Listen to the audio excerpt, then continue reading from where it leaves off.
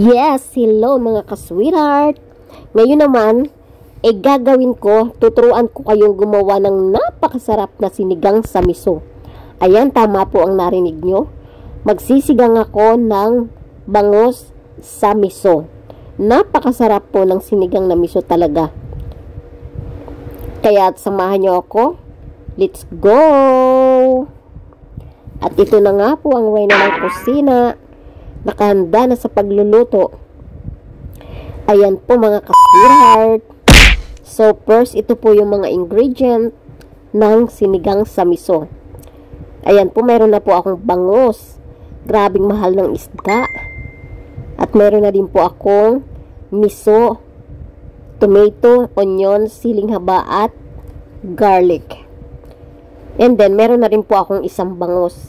Malaki po yung pinabili ko para hindi siya matinik. So ayan mga ka-sweetheart, ang mga ingredient ng aking sinigang sa miso na bangus. So una, gisahin po muna natin ang garlic at hintayin natin maging golden brown. So ayan mga ka-sweetheart, ginigisa ko na po yung bawang at hinihintay ko lang po siyang maging golden brown. What? After po nun, sinunod ko naman po ang onions. Imikos-mikos lang po natin. At palabasin natin ang kanyang aromatic smell. So, ayan mga ka-sweetheart. So, pagkagisa ko po ng bawang at ng sibuyas, isusunod ko naman po yung kamatis. Kailangan po kasi yung kamatis, palambutin natin at medyo durog-durogin para yung lasa na niya ay pumunta sa sabaw. Ayan po mga ka-sweetheart, try nyo po itong lutuin. Grabe ang sarap ng sinigang sa miso. Ayan, nakikita naman po ninyo, pinipisat-pisat ko para lumabas yung katas ng kamatis. And then susunod ko naman po yung miso. Nagpabili po ako ng halagang 15 pesos na miso. Marami na po kasi yun eh. Yan, sinama ko po sa gisa at dinurog-durog ang puso. Joke! Ayan. At durog na po yung miso. Kaya lalagyan ko naman siya ng patis. Kailangan po may patis. At pag naglagay po kayo ng patis, wag muna ninyo siyang hahaluin hanggang hindi kulong-kulo. Kailangan wag hahaluin kasi lumalansa. Naglagay din po ako ng konting pamintang durog. Ayan mga ka-sweetheart. At maglalagay din po ako ng konting seasoning na Ajinomoto. Pampasarap. Ayan po, mga ilang minuto po, hindi ko muna siya hinalo-halo para maluto yung patis. So after po 1 minute, saka ko lang po siya hinalo. Ayan, at dinurog-durog ko ulit ang kanyang puso. Ano ba't kang napadinudurog yung puso na yan? Joke! And then, ayan na po, kita naman ninyo, talagang durog na siya. Kaya ngayon, pwede na siyang lagyan ng water. So, maglalagay na po ako ng tubig. Ayan. Naglagay na po ako ng water sa galing sa ilog. Oh my God! Po, hindi galing sa ilog. And then, ayan po, imikos-mikos lang at hintayin natin kumulo. So, ayan, mga ka-sweetheart. Waiting na kumulo. Ngayon po, kumukulo na po yung sabaw. So, ilalagay ko na po yung sinigang mix. Sampalok.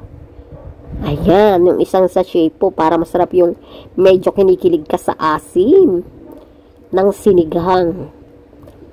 So, ngayon po, waiting pa rin natin siyang kumulo. Ilalagay ko naman po yung sili para maluto yung sili at bumango yung sabaw. Yan. What? Hayaan lang muna natin siyang kumulo ng kumulo para po lumasa ng husto yung sili. And then, ngayon po, isusunod ko naman yung bangus. Ayan, mga ka-sweetheart.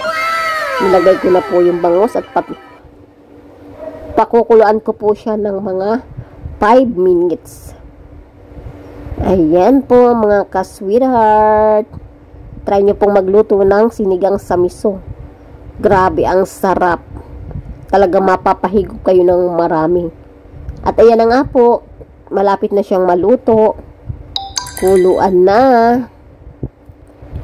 Ang sarap, ang bango-bango. Alam niyo ba mga ka-sweetheart, ang bango-bango. Grabe. Pag nagluto ka ng sinigang sa miso, nangangamoy yung sili. Ayan, isinenext ko na po yung talong. Kasi para maluto naman siya. So, isinunod ko na po yung talong after ng bangus. Ayan, malapit na po siyang maluto mga ka-sweetheart. Almost done. Malapit na po at gutom na kami. Kaya, minamadali kong lutuin itong sinigang sa bangus sa miso. Ayan, nagkuluan na po. Ilalagay ko naman po ang kangkong. Hindi po pala kangkong. Mustasa. What? Kasi pag sinigang sa miso po, ang nilalagay namin is mustasa.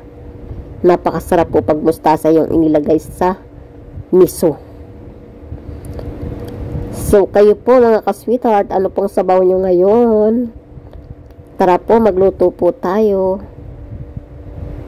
Kinuha ko po yung ulo kasi madudurog bago ko lagay yung gulay. So, ngayon, nilagay ko na po yung mustasa. Fresh na fresh.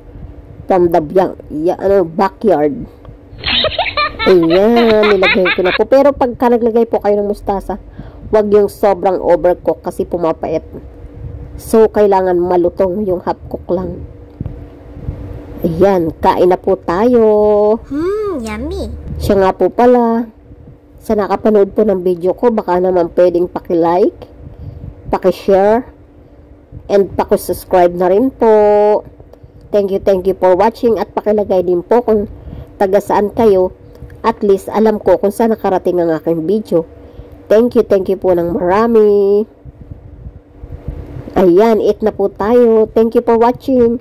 Bye. I love you. Bye.